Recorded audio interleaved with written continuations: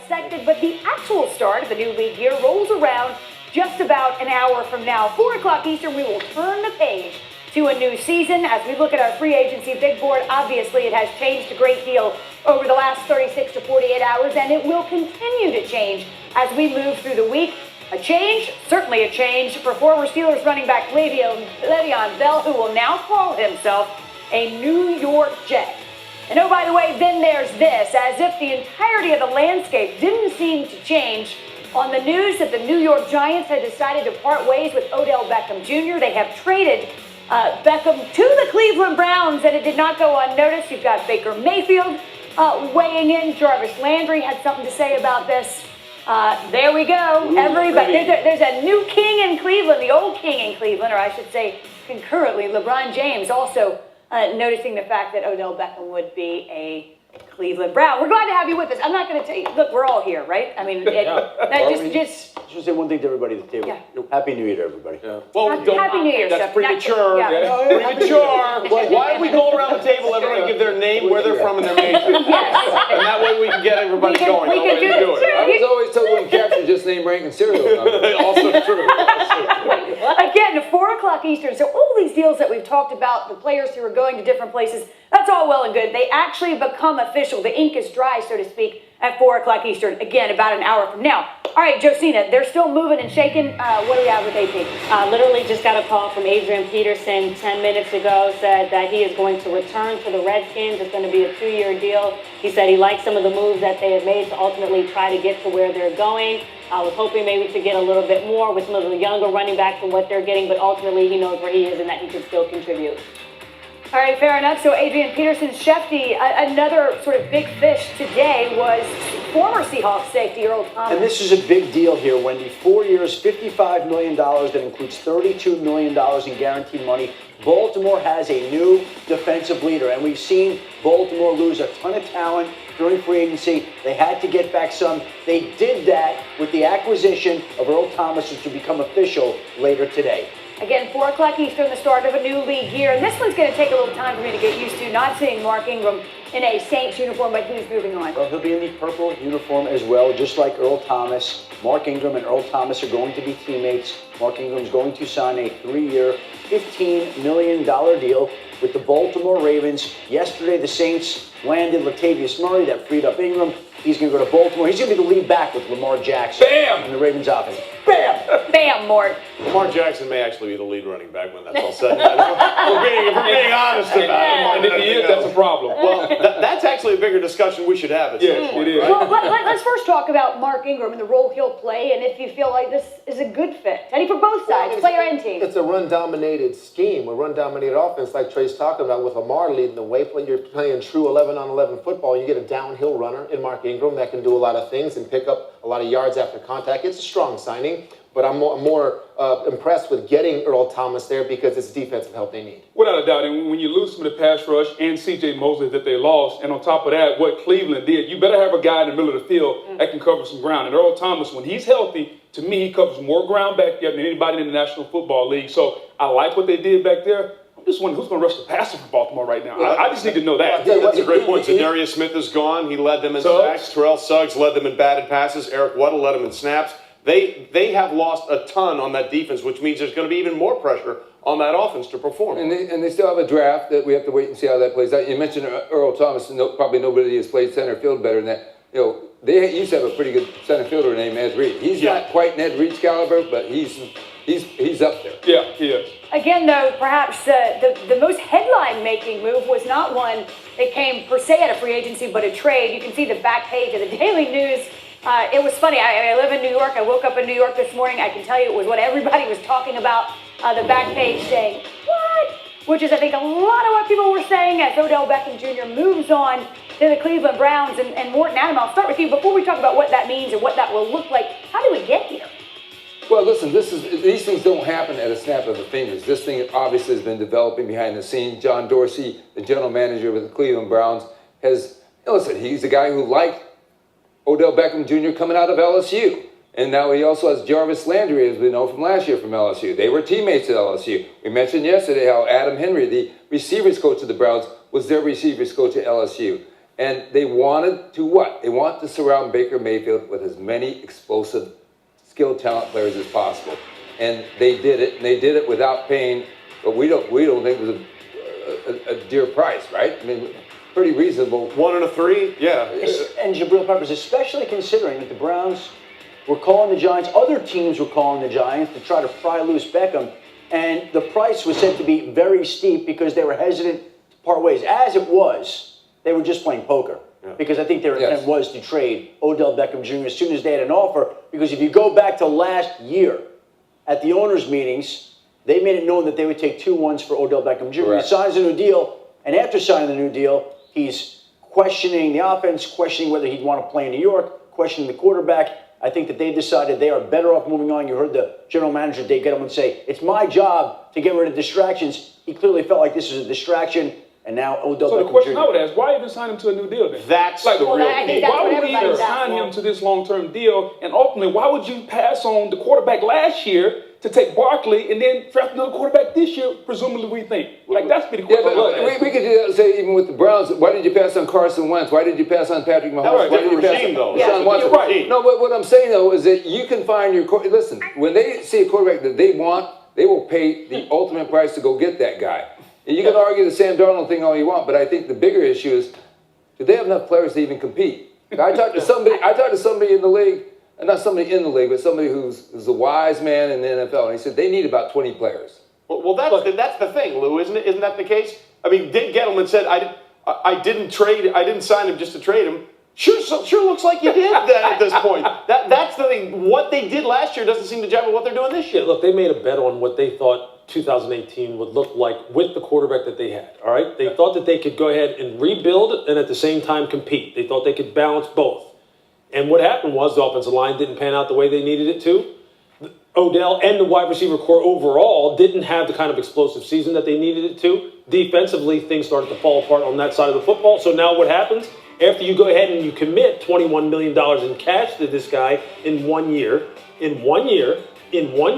pay him $21 million, you go ahead and you make a sharp left turn, and when you see that it's falling apart, you see that the quarterback is really on the back nine of his career, you totally take a left turn, you start sending off all of your most valuable assets, and now not only do you commit to a reset, it's a total rebuild, which I think takes them back past. Well, they won't accept that, even though you're probably right. Well, because when they got Kevin Zeitler from the Browns, by the way, that deal is going to look like a one big deal with Zeitler and Olivier Vernon going to Cleveland. They're going to sit there and say, we're now missing the right tackle, and our offense will compete. Well, bigger issues to me are on the defensive side. That's right. They still got to rush the passer. They still got to cover at the second level, and they have no safeties and need another corner.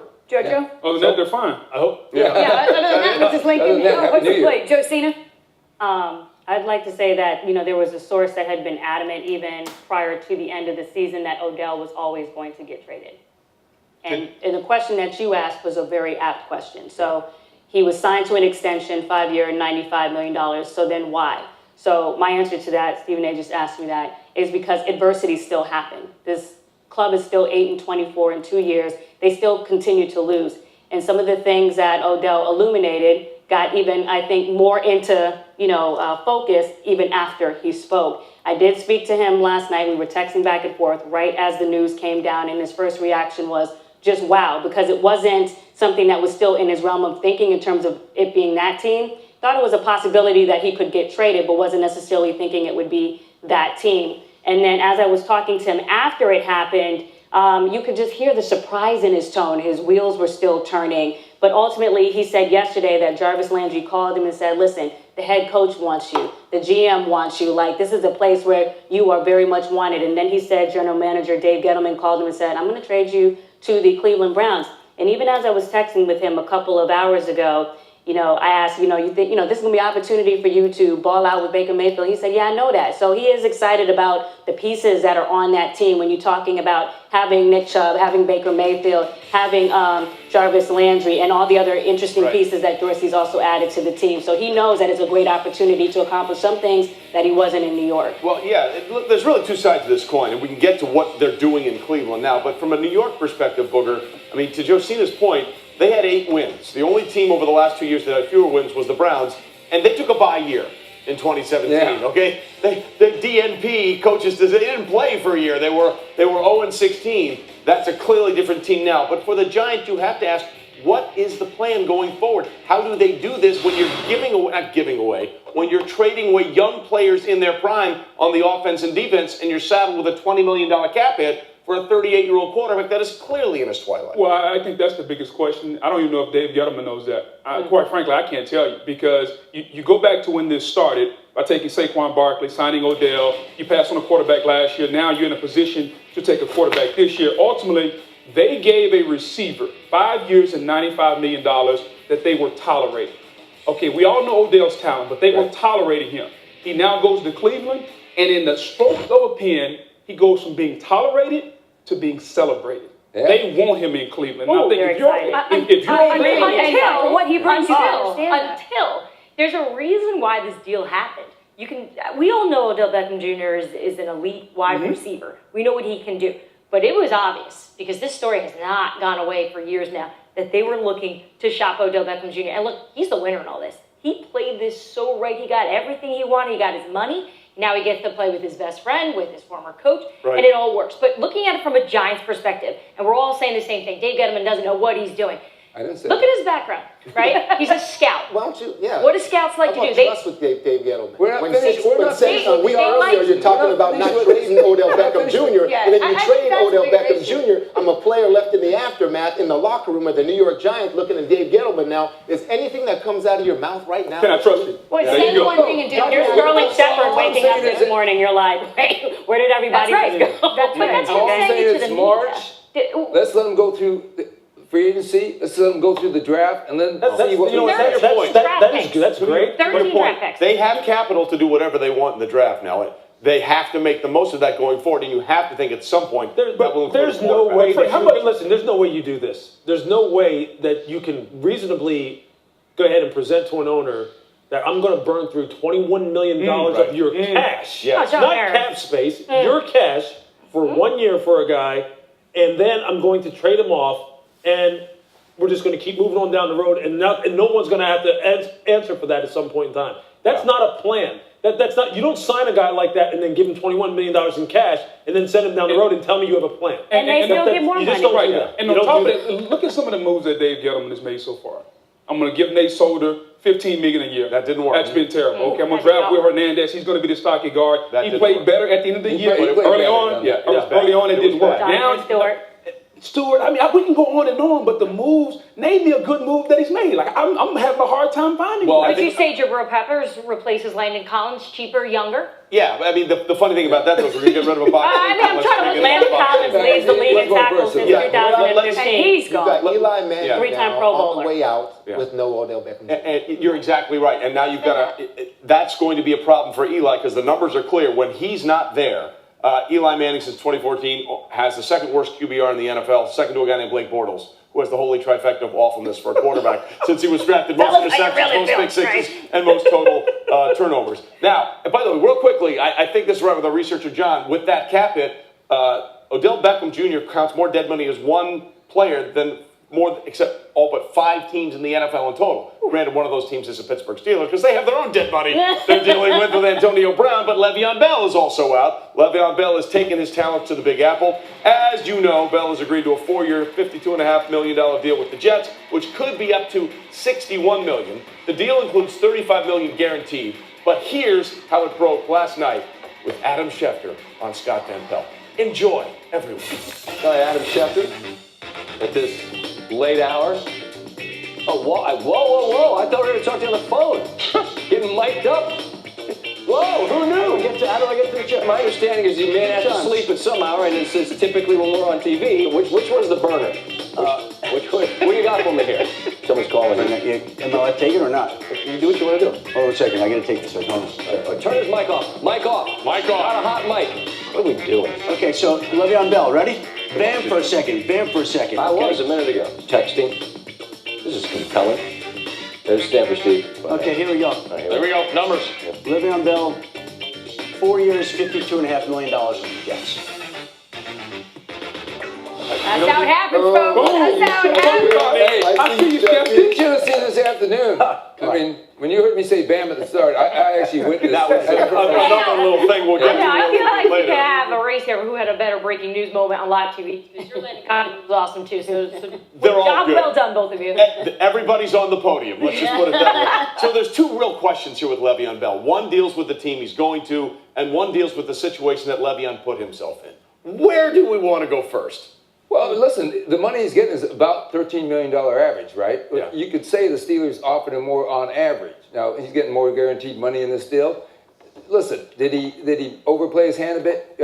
Answer is yes. Yeah. He's still going to be able to pay his utility bills. No, that's a Man's got separate it. discussion, though. I mean, No, basically, we get what he did. Will? He thought $14.5 million was basically the best insurance policy he could get to be as healthy as possible come free agency. Right. And he did. Right. But if you just look at the numbers, that $14.5 million, you're not going to get it back. You may make other money, but that $14 million is basically always gone. So we got $5 more million guaranteed money. It's how any way you slice it, it's a net loss of $9 million. Would I have played for that franchise? Yes, I would have Yeah. done that and gotten that money and then become a free agent. But Le'Veon decided not to. And that was his choice. He still got a guaranteed piece, but you got to understand the frustration that he was probably feeling for the last 3 years in terms of I'm a second round draft pick. I'm coming up. My contract's up now. I'm going to get my deal. I'm going to get my payday. This was a then you get franchised. This was a contract. Then you get franchised again. It was a contract that was supposed to be record setting. It was supposed to kind of break the mold of how special running backs like he is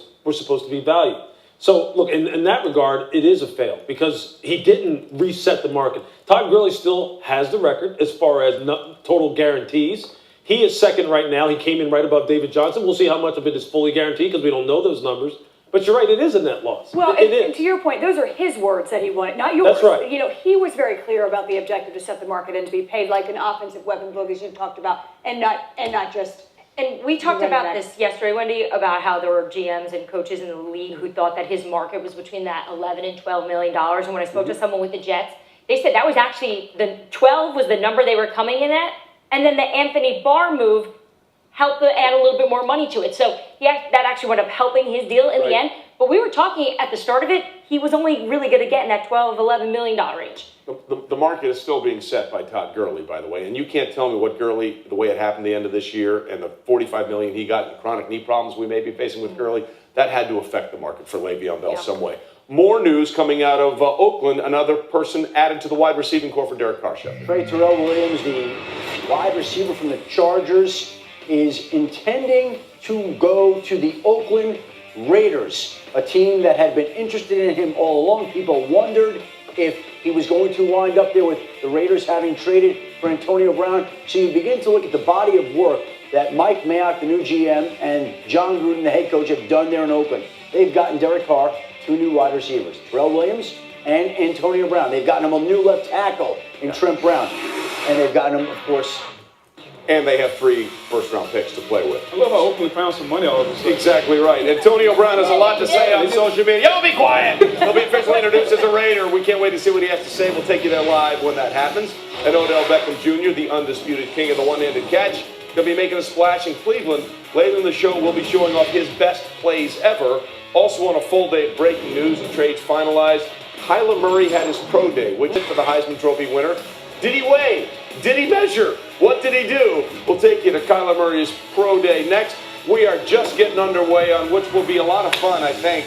We are going to do the mixer thing. We're going to have punch and cookies and major discussion. Snacks. That's what we call it. Snacks, Booger. Let's go. Clean punch. Yeah, he is right now for sure. We love Josh. He's the top 10 pick for this organization for a reason. I'm excited to work with him. You're starting to hear with Kyler Murray, maybe number 1 overall. Going number 1 makes sense there. And then trade Josh Rosen, maybe. If Josh Rosen was in this draft, Josh Rosen could possibly be the best quarterback in this draft. If you just moved up 5 spots the last year based on your draft acumen, now you're going to do it again this year, you're telling me you're going to pick a better quarterback? Something's not right. there are a lot of teams who still believe Arizona, he's square in the mix with the number 1 overall pick. To be the number 1 pick would be, that's a kid's dream come true. So, if my name was called number 1, I'd be ready to go for sure. It's what we'll be talking about until the draft. Soon to be former Oklahoma quarterback Kyler Murray did not throw or work out for scouts at the combine. He did get measured but opted instead to wait to throw for his pro day. Well, today was the day the Sooners hosted their pro day. Murray was the top pick by the Cardinals in Todd McShay's most recent mock draft. After that, a whole lot of defense. Nick Bosa, Quinnen Williams, Josh Allen, and Montez Sweat, all front 7 players that round out Todd McShay's top 5. And speaking of McShay, he, along with Tim Hasselbeck, were in Oklahoma for the pro day. And guys, I'll just ask you, quite frankly, what you saw. I saw a quarterback who kind of owned the moment, Wendy. I mean, he came out here, he was confident. It's always good to see a quarterback throw live. I've seen him throw live a few times, but to see him throw about 70 passes consecutively, you get to get a sense of just natural accuracy. And I thought today the focus was stay in the pocket. I'm not running 40s. I'm not jumping for you. I'm not running shuttles. I'm going to stay inside the pocket, and I'm going to show you, even though I can run, and I'm probably the most explosive quarterback to come out of the draft since Michael Vick, I'm at heart really a pocket passer, and that's what he did at Oklahoma. If you study the tape, you see it, and today he was trying to drive that point home, and I thought he did a great job. Yeah, I think 2 things that stick out. The fact that he didn't run. Yep. He basically said, turn on the film, watch how fast I am, much like Lamar Jackson did a year ago. And so he said, I'm going to focus on showing you guys what I look like as a passer. And Todd, you're exactly right. He is a pocket passer. He's good inside the pocket. You referenced Michael Vick. He's a better passer than Michael Vick was at that time. He's a better passer than Lamar Jackson was a year ago. And today's workout was really about showing people about dropping back and throwing from inside the pocket.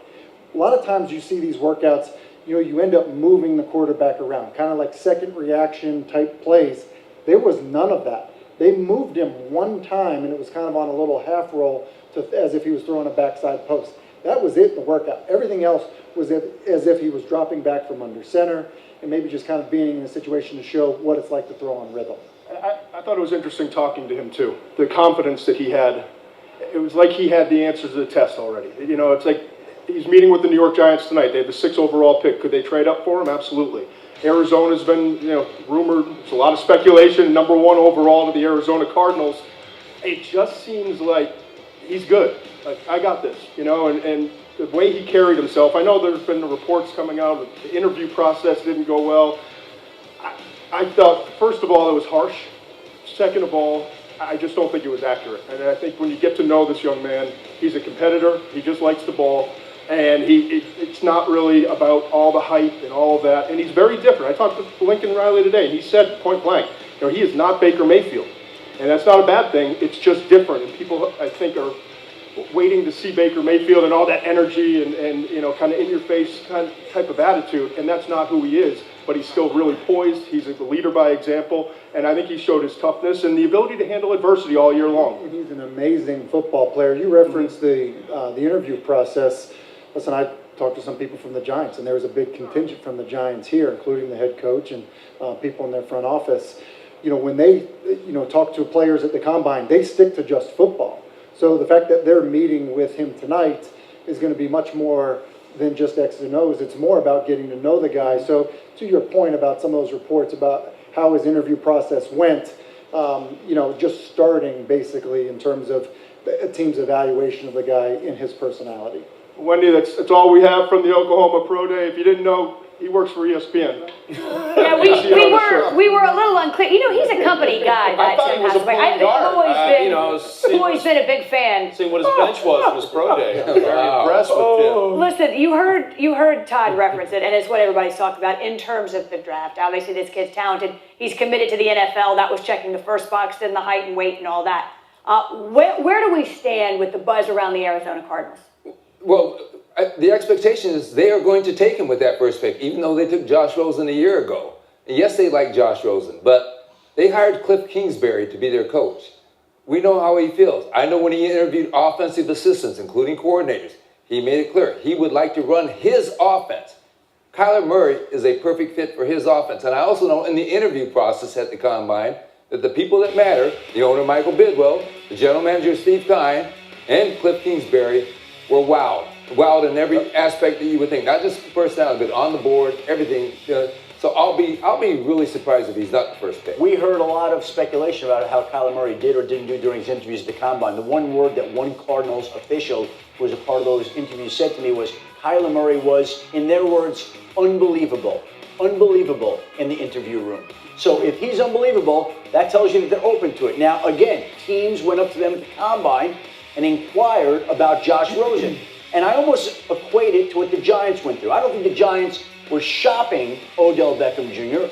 actively, but I think they were actively listening on Odell Beckham Jr. And I think the Cardinals are in a similar spot where they're not shopping Josh Rosen, not right now, but I think they are listening, and we'll see what comes of that. What was telling is the Cardinals were not there today, for the most part.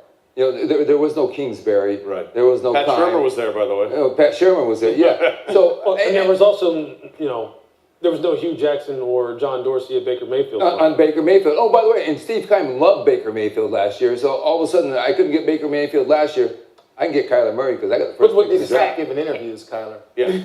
Stop giving interviews. Well, he also stopped getting measured. He did not get measured until the hype and took that's him. what That's I like. That's That's what I like. How Kyler's doing Don't this on need to. his terms. I'm not going to run at the combine. I'm not. You want to measure me once at the combine? You got it. Correct. Got your 5'10". You're not even going to measure me again at my pro day. I'm not going to run. I'm not going to do any bench press or quickness drills on you. I'm going to throw, and I'm only going to roll out once. I'm just going to drop back, throw it from the shotgun, because basically what Kyler Murray is saying, like Tim said, watch the tape. Yeah. That's who I am. There's a reason why I won the hype. Give him his 8, right? 5'10" and an 8. I'm short the man. He's 5'10".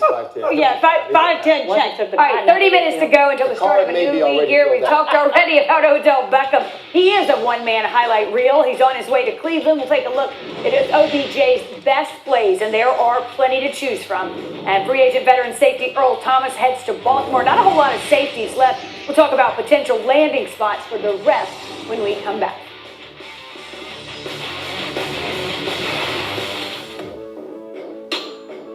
Well, there's no other way to put it, but high expectations and the Browns have not been words you would put together in recent memory. Actually, not even recent memory. Since 1990, the start of the current playoff format the NFL is using, the Steelers have 14 division titles. The Bengals and Ravens, they each have 5. And then there's Cleveland. The Browns haven't won a title since 1989, and here's where the expectations come in. Steelers lost 2 of the 3 killer bees, traded Marcus Gilbert to Arizona. Ravens watched 3 critical defensive pieces walk out the door, and the Browns added Odell Beckham, Olivier Vernon, and Sheldon Richardson, just to name a few. The times are a-changing as we continue with our Sports Center special leading up to the start of the new year. Adam Schefter has left us, which means something very important is about to happen. We'll get a band pretty soon. Either that or JoJo's on the phone. Yeah. Either that, we need to go to those mall leashes for Adam when he just goes walking away, Sometimes I come wonder if back. Adam's just calling his voicemail. Just I think- walking off. I text him sometimes when he's on TV just to make him look at his phone. But more importantly, this sentence now makes sense, right? The Browns are the favorites to win the division. Right, Teddy? A lot more sense than it did. Based on what's happened this last week, I mean, you got to look at the talent, you got to look at the expectations, where it's going to be for Cleveland. Of course, a lot of people are going to pick them to win the AFC North. It's about forming the team. It's on Kitchens now. And throughout this entire process, hearing him speak, I mean, forming the team, trust and respect amongst players. He's big into trust and respect because his belief is once I have that with you, then we can have uncomfortable conversations. Right. And now those uncomfortable conversations may come with Odell Beckham Jr. when you need him to do a certain thing. So, but the relationship and chemistry the table should already be set. With Jarvis there, with his former coach there, a lot of things are in place that should help us. Still first-time head coach, though, here Correct. at Freddie Kitchens, and we know the challenges that all first-time head coaches face. And, we give Sean McVay so much credit for handling those personalities out in Los Angeles. But remember, he had to handle all those personalities in his second season after they had already won in his first season. So he was acclimated and maybe a little bit more comfortable, confident that he could win. Freddie Kitchens hasn't really done enough. And I just think with all these different personalities, all these type A guys, I still think this is going to be a challenging room to go from just a bunch of great players to like a team. That's a legitimate point. Right, I think there's no doubt it's going to be a challenge. Team building takes place all year long. You got to go through OTAs, you got to go through minicamp, you got to go through a little bit of off season. Guys have to get away. You have to gain trust in your players. That's how a team is built. So it's way premature to say they're the favorite. I think right now, if you look how we always look at divisions, what do we say about the AFCs? As long as Brady and Belichick are together, boy, hey, they own that division. So I think if you're asking me to pick in mid-March when I really don't want to pick, I'm going to lean toward Tomlin and Roethlisberger. They're proven, they're seasoned. I know what you're going to get. Sometimes it may not be good, but I know what you're going to get. You don't know what you're going to get in Cleveland just yet. It looks good on paper in March. So did the Eagles when they called themselves a dream team. I'll tell you what you do know, though, is the top 5 pillar positions on the roster, they've got 4 of them nailed down. All right, they've got a quarterback, they've got a pass rusher, they've got 2 pass rushers now. They may have 3 pass rushers because they got inside and outside. They've got a corner, and they've got 2 wide receivers who you know are game breakers. One can deal in the middle of the field, one can deal outside and vertical. Now, do they have the offensive line necessary to continue to allow this team to protect its quarterback and run the football effectively? Probably. So they right now, when you just kind of objectively start to look at it, of course all the intangible stuff has to come along. Yes. The team building part has to come along. But if you just start looking at it and say, look, objectively, what positions do I need to take care of? They've taken care of those positions.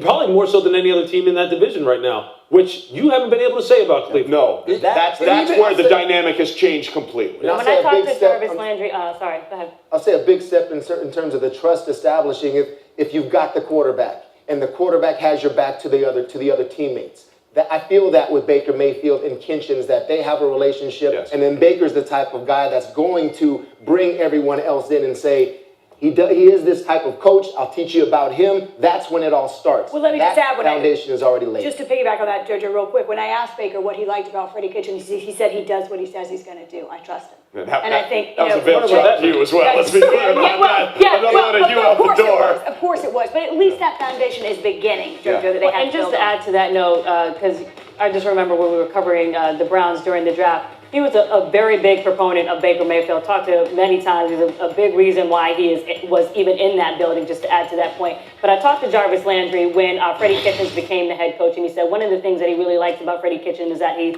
solicits their opinions as to what they feel like works in the offense and the things that he feels like they individually do well. So that's one of the things that he feels like helped to create that synergy when they went on that run towards the end of the season. Even before March, I felt the Browns would be the favorites to win this division. Before I even knew they'd get Odell Beckham Jr. So I'm a believer because when I saw the quarterback hit his stride last year, everything else to me is. They went from 0 to 500 record first before we started naming. They went from 0 to 7. The killer bees are gone. Mike Tomlin can talk about volunteers. You want him to lower the roof, Booger? Just get the 8 first. Why is the roof? We haven't even begun to talk about the entire flip of the organization in Baltimore and what that's going to mean to this division as well. 5-12 under Belichick's first year to what the next year? 11-5. There you go. When we continue, speaking of Antonio Brown, good Antonio Brown's impact in Oakland lead them to the playoffs. Maybe he can tell us himself. We'll take you live to AB's introductory press conference. That's coming up just a little bit later. What does he have to say? We know he doesn't have a gold mustache anymore. And after trading away their best player, what could possibly be Dave Gettleman's plan? Remember what he said before?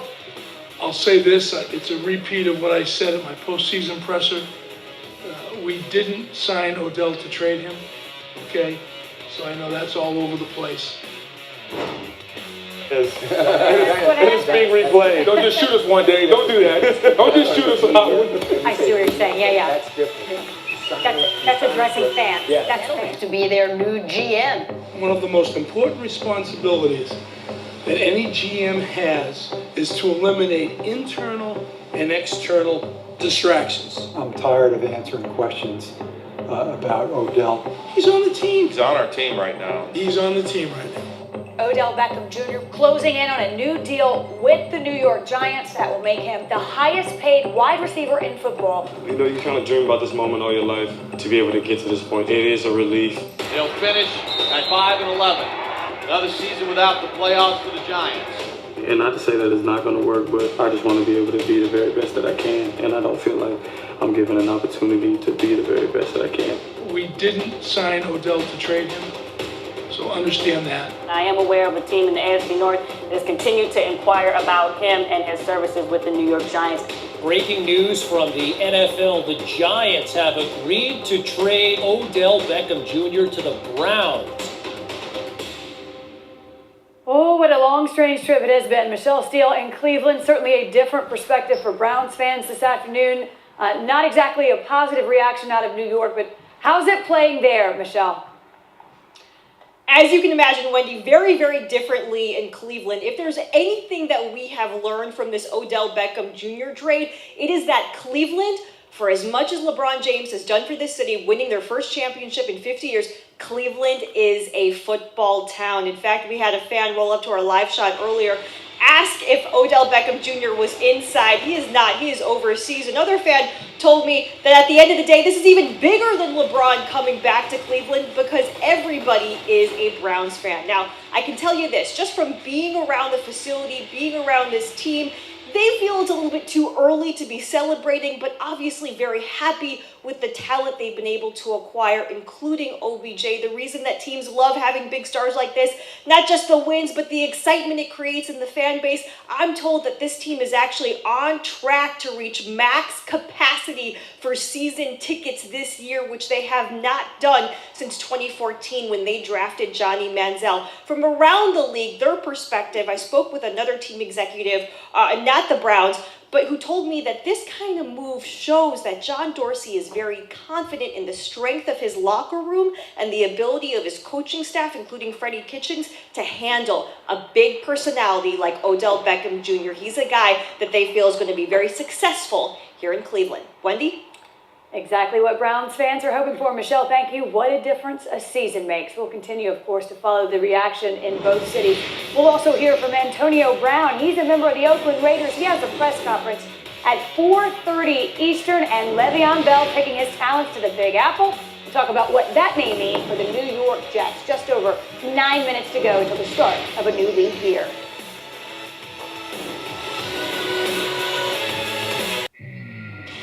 Well, as we continue here, without question, take out the Odell Beckham Jr. trade, maybe the two biggest decisions in this free agency period is Le'Veon Bell signing with the Jets, 4 years, $52.5 million, and Antonio Brown being traded away to the Oakland Raiders. And it leaves us with this discussion about what is going on, Mort, in a very stable Pittsburgh franchise that has been the model of consistency, to see all this talent just walk out the door in the same offseason. Yeah, different situations. Le'Veon Bell had a decision he made, decided not to play for the franchise tag of $14.5 million guaranteed. Antonio Brown pulled an AWOL in Week 17 during a week in which they were playing for a playoff spot. So totally different situations.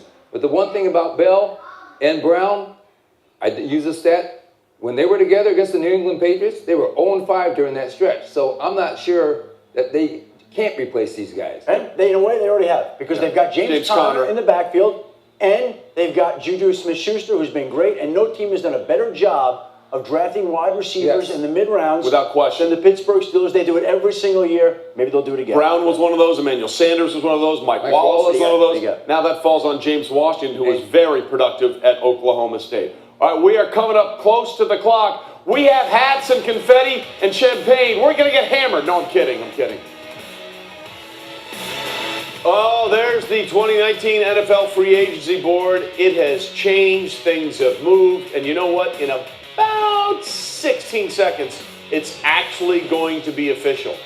The legal tampering period, which is the worst name ever, because if it's legal, it's not tampering, and if it's tampering, it's not legal. That's a separate issue, but we're 5 seconds away, everybody. Let's break up the energy. Are we dropping a ball? Oh, no, we're just playing football. There it is. Happy new league year. The 2019 season is here. Bam! We're excited.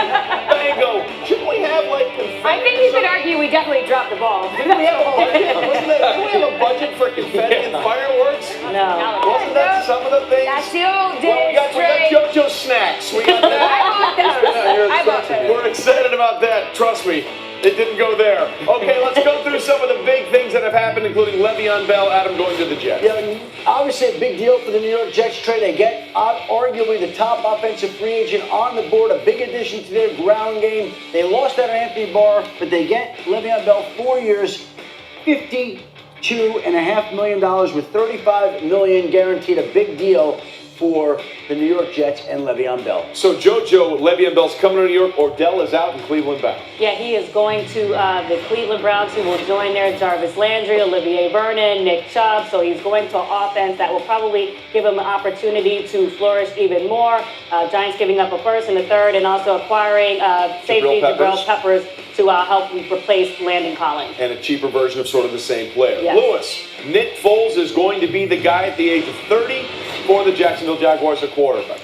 Oh, but I'm sorry, Antonio. I'm sorry. Hold on, Antonio Brown. Booger, talk, say things. I did not write that. That's okay. Mr. Big Chest Meat Chucky, the most productive wide receiver in the National Football League over the last 6 years, gets what he wants. He forces his way out, and now two like personalities, Gruden and Antonio Brown, can see if they can make magic. And oh, by the way, the Raiders found some money. Yeah, it's amazing how something when they wanted to, they can find it. Maybe John Gruden gave him some money back. All right, D Ford is the reason the Patriots and the Chiefs did not go to the Super Bowl, but he also has a new team, Teddy.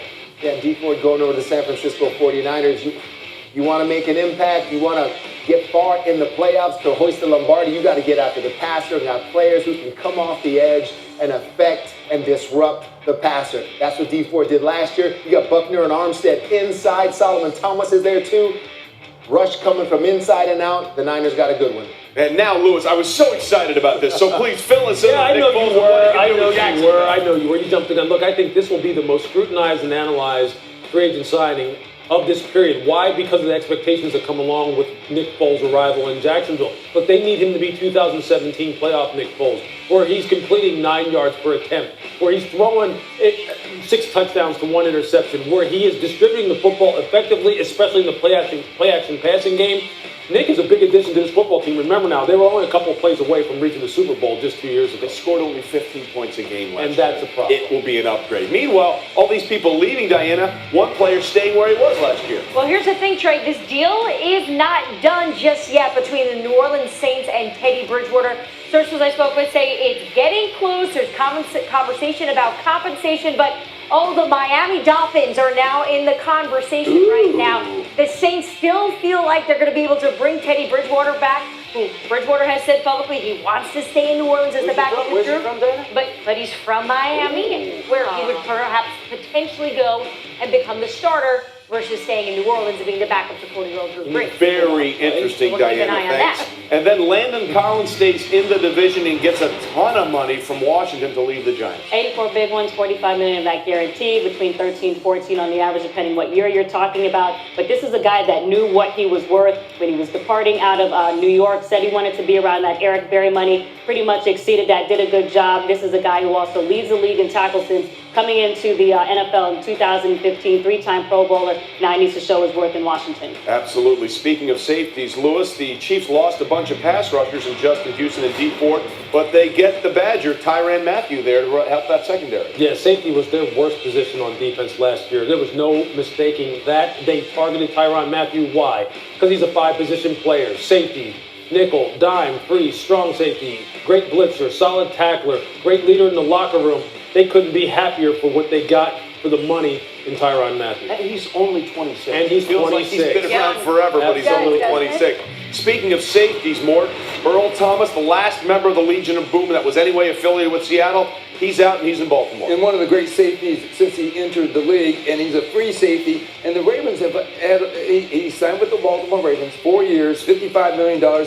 Think about this, though. The Ravens had lost Eric Weddle, different type of safety, C.J. Mosley, Terrell Suggs, and Zadarius Smith. Yeah. So they needed to get something back on defense, and they got a good one here, but they got more holes to fill. They certainly do. And by the way, ladies and gentlemen, it's now official. The Ravens have tweeted it, so it must be true. How did it happen? They traded Joe Flacco to the Denver one, Broncos in exchange for a 4th-round pick. I gotta say, I did not see that. Yeah, we all saw it. We all know it's been there for a while, but now it's official. Okay, so here's what's still available out there in free agency. Some of the bigger names: Golden Tate, Ziggy Ansah, Ndamukong Suh, Justin Houston, Tevin Coleman. Adam, what are you hearing?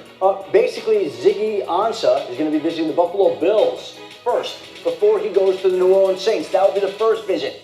Golden Tate, there's been talks with a handful of teams here. Obviously, the slot receiver. And Ndamukong Suh, remember last year he sat on the market Waited a long for time. a month or so. 1 year The deal deal. didn't come down until we were at the owners' meetings. And so you figure he's not going to be any rush. And Justin Houston, big pass rusher, Tevin Coleman, the top running back available right now. You know, I think it's an underrated free agent, and I'm watching it in Oakland, is Jared Cook, their tight end. Right. He had 101 targets last year from Derek Carr. He was his Derek Carr. He was his safety blanket. And I think that's the next signing they would like to accomplish, is get him back to Oakland with Derek Carr. And because they got to evaluate Derek Carr this next year. Yeah. To make that quarterback decision. And Jared Cook had a big year last year, and I think he's an underrated free agent right now. He did play very well, and again, along with Antonio Brown, they got Tyrell Williams there. They still have Jordy Nelson, so having Jared Cook back, phone for you, would be a really. It's okay. This is how these things work. We're good with it. So that's the situation there. But of that list, you mentioned Ziggy Ansah. Tevin Coleman, what do we think about him, Lewis, going forward? Because it was kind of frustrating at times for the Falcons when they would abandon the run. But when they did run, they had two guys that ran very well. Obviously, Freeman isn't going anywhere because of the contract, although clearly we've seen the last few days that doesn't really mean a lot. Yeah. But what do we think about Tevin Coleman on the open market? Look, he's a slasher. He's one of those guys who fits ideally in his own running scheme, can really get the ball north and south quickly, is an underrated pass receiver out of the backfield, and a guy who's a home run hitter. So really, when you're talking about value at running back, see, this is the kind of player that makes you go ahead and say, is it really worth it from a value perspective to go ahead and overpay running backs $13, $14, $15 million a year when you can get Tevin Coleman for half the price, maybe a quarter of the price, a third of the price?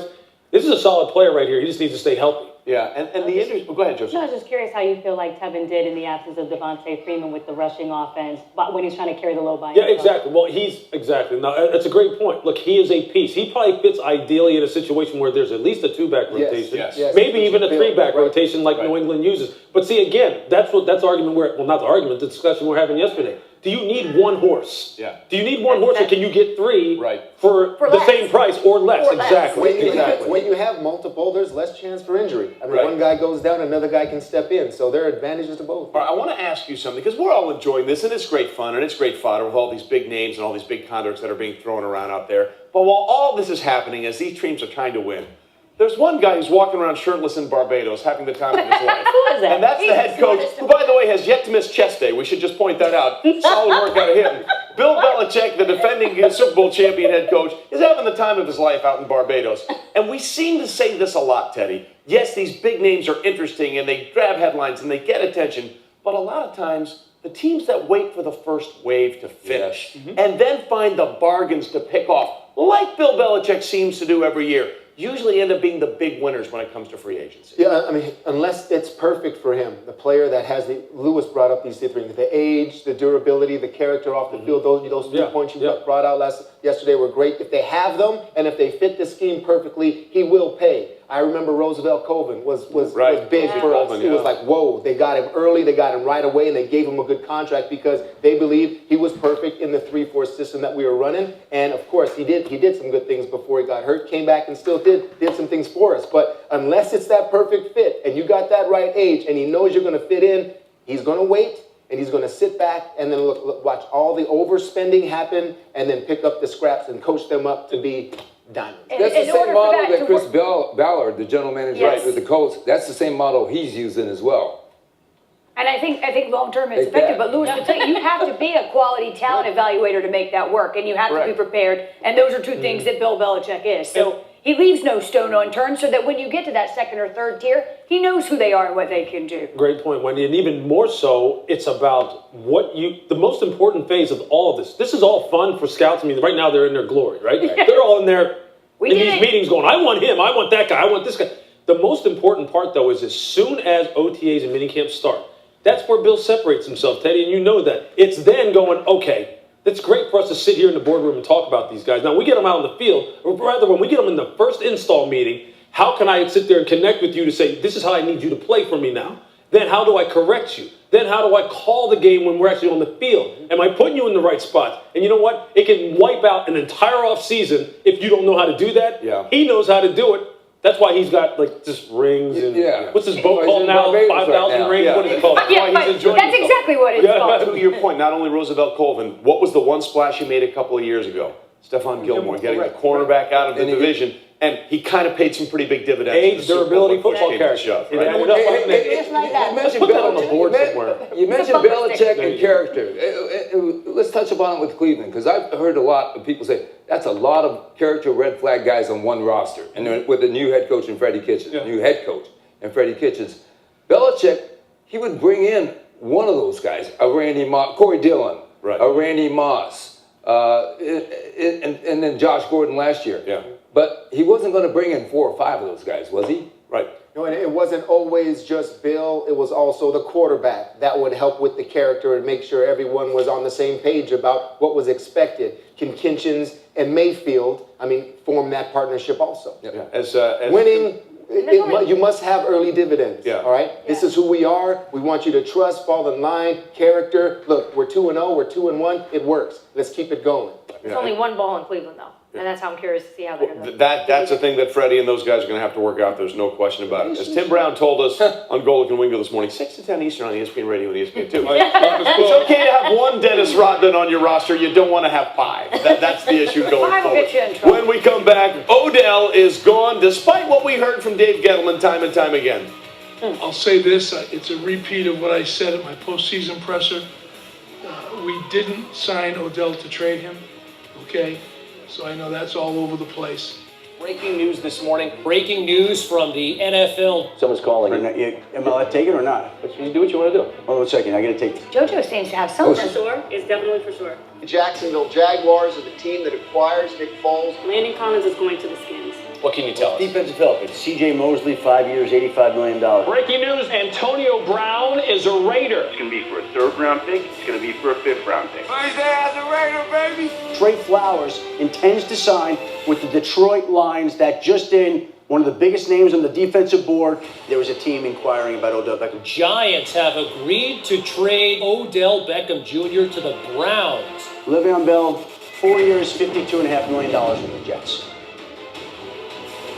Well, we have crossed the 4 o'clock threshold. That means a new league year has begun, and still there are moves being made. Jeff, the latest. Yeah, this is just in, Wendy, and this always happens at the start of the year. There are trades, moves, all sorts of signings. But moments ago, the Kansas City Chiefs released 5-time Pro Bowl safety Eric Berry. Now, had Berry been on the roster Friday, $7.25 million of his salary would have become guaranteed for this season. Clearly, they did not want to pay that. And so they have let Eric Berry go. This is obviously a very delicate and sensitive issue there in Kansas City. We know what he has meant to that city. Absolutely. We know how he's overcome Hodgkin's lymphoma in 2014. We also know how he struggled to stay on the football field. And when you have a high salary, you have to be on the football field. And they're going to sign the Honey Badger there in Kansas City. So when you make moves, sometimes there are corresponding moves. And moments ago, the Chiefs informed Eric Berry that they're going to be releasing. Well, I think this is a move that they had to make based on the amount of money he's made the last couple of years and based on the lack of production that they've gotten. And I understand how emotional and how the feelings in Kansas City are for him. But if you just look at it from a football standpoint, I just go back to the game against New England. When they split Gronk out, and it's Eric Berry against Gronkowski out there, I think the old Eric Berry would have made that play. Right. One-on-one. That's fair. He didn't make that play. And I think that's the reason why he's gone, Honey Badger is in. This league is about production. When you make a lot of money, you have to produce.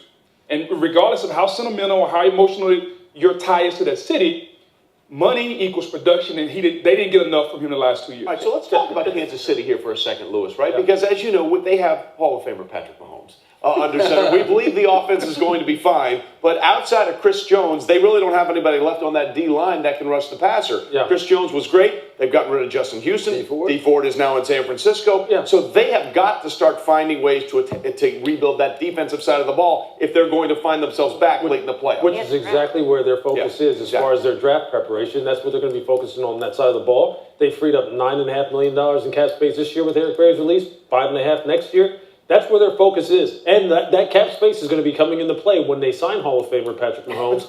Which is sounding less and less funny, right? We are all in. You know, when they sign him, Hall of Famers get big contracts. And Tyreek Hill is another one that's going to get a big contract. So look, Brett Veach, their general manager, is planning for the future here. Those are good players that they let go of right there. Look, Justin Houston's been a good player. Been hurt, but a good player. D doesn't really fit. So this year in the draft, you have what? A bunch of D linemen that are going to fit what Steve Spagnuolo wants to do.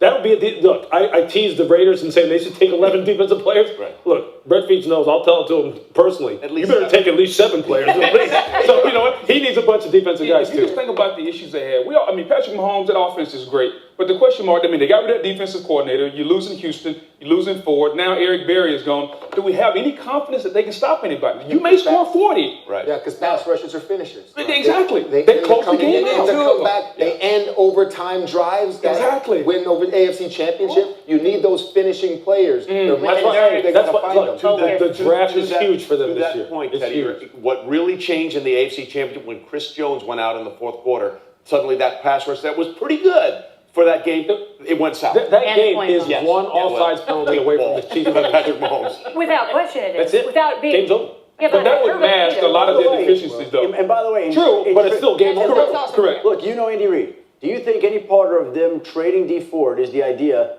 that he made that mistake in that? It's tough to get past when you look at that guy. No, I really do think, look, it's a guy who has a history of back problems, a guy who doesn't fit Steve Spagnuolo's new scheme, and it's a defensive-heavy draft, and they don't really want to pay him the money because of all those deficiencies, and they look at the defensive draft as being something where they can go ahead and get better value, and they have some other guys who are coming up who have big contracts. And that's how dimensional. Does he just rush the exactly? Can he That's stop it. the run? Look, I thought he it struggled doesn't fit. stopping And the still run. getting a 5-year, 87 But see, but you know, extension with the 49ers. But you know what though? Yeah. Totally different scheme. They need outside juice. They're not paying D to stop the run in San Fran. They're paying D. They're saying go get them. Go get them. And that's how you manage the salary cap. It's $188 million. And by the way, the NFL, this is not a hard cap. It's a soft cap. So they're going to use that money to re-sign those offensive stars. But on defense, in this draft, with the number of strong defensive players, they need a good draft to fill those needs, like you mentioned. But for a team that's Super Bowl ready, you're about to count on rookies to rush the passer. Rookies to make plays on defense. That is a hard to make task. plays on man. defense is a bigger ask than the pass rushers. I mean, if you can find a guy like Von Miller, they can do it right off the bat. Correct. Finding the guys who actually can make plays. And you know what? different. There's an old axiom in scouting that says this: we don't play any games till September. Right. So let's just see. Teach them up, coach them. I mean, you know what? Look at Moore's like, really? No, but you know what? You know what? But no, seriously, and it's something to remember because right now it seems like we're going to play in a month, and we need to get the team done right now. Something will come up. They'll figure out a way. But as long as they have the Hall of Famer, it doesn't matter. Hey, wait a second. I just got to say that Super Bowl was just a little reminder of what defense is all about. Thank you. Oh, Teddy, I was going to bring that up. You can spend, you can score 50 that points entire on a early Monday night night in LA, but when it comes down to it, that was 13. Noted, Teddy. Noted. How about Antonio Brown? Preach, Teddy, preach. He is now officially an Oakland Raider. The new league year began at 4 o'clock Eastern. They're not wasting any time, my friends. He'll be introduced at a press conference shortly, and we'll take you there live. Well, as we continue on this Sports Center special, we are just a few moments away, we believe, from the introductory press conference for Antonio Brown to be a part of the Oakland/Las Vegas Raiders. Again, he got everything he wanted. He got out of Pittsburgh. They only got a pittance for him, really, and then he gets a new contract with $30 million in guaranteed money. As Louis Riddick said, he went from 0 to 30. He had no guaranteed money left on that contract. He got $30 million in new guaranteed money. It was an amazing display of power by a player, something that we're much more accustomed to seeing in the NBA than we are in the NFL. But understand there are a bunch of mitigating circumstances that sort of allowed Antonio Brown to make that flex, and hopefully we will hear from him very soon. And as we are waiting for the Antonio Brown press conference, we are joining networks, and we are ecstatic about it here as we get ready for NFL Live and the Sports Center special. For those that just watched Miami take on Virginia Tech in the ACC Conference Tournament, we thank you for being with us. Welcome into a show. Quickly, we'll go around the room. Mort, Adam, Diana, Boog, Teddy, Wendy, Louie, and JoJo, what you know? Louie! Happy. Louie, huh? Louie. Looking good, Louis. Feeling good, Billy Ray. So we are excited to be here. We are just a few moments away, we believe, from the start of the Antonio Brown press conference. It really, guys, was Louis, from a stunning perspective, a flex from a player that is much more akin to what we see in the NBA than in the NFL when the rules are set up so rigidly against them doing that. Yeah, look, this is a one-off type situation. This is reserved for very special circumstances. I would caution other players to try and do this, to try and use social media, to try and use a scorched earth policy to say, hey, look, I'm going to get out of here one way or another. Because most people are going to blink anyway. But most people would not do this, and they would not threaten to retire and actually do it, even though he said he was going to do it. And he luckily had one team step up and go ahead and help him go 0 to 30, which I kind of like that, 0 to 30. No guaranteed money to $30 million. That's a win. Great. That's a W in your column. And look, you know what? I'll tell you what's interesting about Antonio Brown is this. Amidst all the circus and the chaos, the one thing that John says about him that he loves the most is how this guy practices and how he plays the game. And that's the thing that I was very disappointed in Antonio for, like, by his own volition, taking the focus off of. He is a dynamite player and a hard work. On Instagram, as bad as it looks sometimes, you ever see how this guy works out on Instagram? Right. It's That's insane. where Mr. Big Chest came from. It's insane how this guy puts in the work. Exactly. Well, listen, we've always heard that what a great worker he is, practice player, and certainly we've seen the results on the field. You know, what he did in week 17, we know you can't do that in this league. There you go. I do flip it over here to the Raiders a little bit because we always thought, okay, Gruden, the Raiders, they're tanking until they get to Las Vegas. This is the year they have to sell PSLs on that Las Vegas stadium. Correct. John Gruden wants to compete. And the moves they're doing this past week tells you that they are definitely in it to compete. They may not win their division, but they're definitely in it to compete and to try to attract a season ticket base or a PSL base in Las Vegas. And they are attracted to the Browns because they got Antonio Brown. They got Trent Brown to a record deal to play left tackle from the New England Patriots, the defending Super Bowl champion New England Patriots. They're going to add Tyrell Williams, the former Chargers wide receiver, to that mix. There's 3 weapons for Derek Carr that make the Oakland offense instantly better. And I'll flip this back to the Steelers because Lewis is talking about getting Antonio Brown out of the circus and the chaos, and the circus and the chaos had to be considered by the Raiders as a part of the situation there in Pittsburgh. The GM speaking publicly the way he did about the players under Ben Roethlisberger, the head coach enabling the behavior of Antonio Brown, and the quarterback selling out his players on his radio show. That perfect storm right there, maybe I would have wanted out too. All right, but it was time to break that up, though. It was, Booger. Let me ask you guys a question, because I crunched the numbers, and they are ridiculous when you look at what Antonio Brown has done over the 6 straight 100-catch seasons that no one's ever had before in the NFL. These were his averages. His averages. He averaged 114 catches a season. Averaged 1,500 yards receiving and averaged 11 touchdowns. Is he going to hit those numbers in Oakland? Well, despite his contentiousness with Ben Roethlisberger, he is going to Derek Carr can throw the ball. But I want to see what happens if it doesn't work that way. And I do believe that one of the things the Raiders are doing is they are going to evaluate Derek Carr hard this year because of Antonio Brown being on the line. You know, to answer your question, is he going to reach those numbers? I don't think so. You know, John Gruden's offense is not a vertical-based offense. It's more horizontal, 15 and in. AB likes to get down the field. Can John Gruden incorporate a weapon like that, shift from a tight end-centric offense to an explosive offense? I need to see that. It's a step down from the And he didn't start his third season based on those numbers as well. Yeah. It has been an extraordinarily busy week. Nobody knows that better than the 2 of you. Of course, a new league year has begun. That started at 4 o'clock Eastern. We're going to keep going. There's too much to talk about. We're waiting on Antonio Brown. For those on ESPN2, High Noon is next. Everybody else, come with us on ESPN. Come on! Live starts right now.